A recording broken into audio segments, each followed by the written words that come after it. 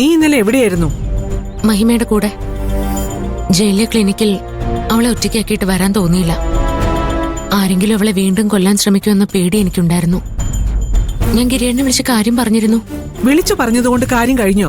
നീ ഇല്ലാത്തപ്പോ വീട്ടിൽ എന്തൊക്കെ സംഭവിക്കുന്നുണ്ടെന്ന് കൃത്യമായി അറിഞ്ഞു വെക്കണം.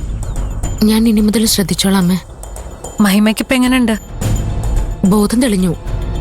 കുഴപ്പമൊന്നുമില്ലെന്നാ ഡോക്ടർ പറഞ്ഞത്. എന്നാലും അവളെ ആ സ്ഥിതിയിൽ അവിടെ ആക്കിയിട്ട് വരാൻ എനിക്ക് മനസ്സ് വന്നില്ലായിരുന്നു. എന്നാ പിന്നെ അവളുടെ കൂടെ പോയി താമസിച്ചോടി.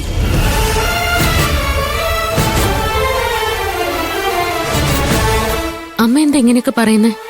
പിന്നല്ലാതെ അനീതയുടെ കാര്യത്തിൽ കാണിക്കുന്ന ശ്രദ്ധയുടെ 10-1 ഭർത്താവിന്റെ കാര്യത്തിലും കാണിച്ചിരുന്നെങ്കിൽ ഈ അവസ്ഥ ഉണ്ടാവില്ലായിരുന്നു.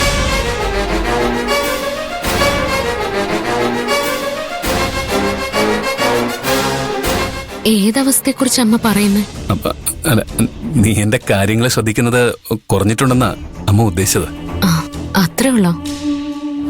ഇപ്പൊ എനിക്ക് വേറെ ജോലിയൊന്നും ഇല്ലല്ലോ അമ്മേ. ഗിരിയേട്ടന്റെ പുറകെ നടക്കുന്ന കാര്യം ഞാൻ ഏറ്റു. ഇതെല്ലാം കുറെ വൈകിപ്പോയോന്നാ എന്റെ സംശയം. അമ്മ എന്താ ഇങ്ങനെയൊക്കെ പറയുന്നേ?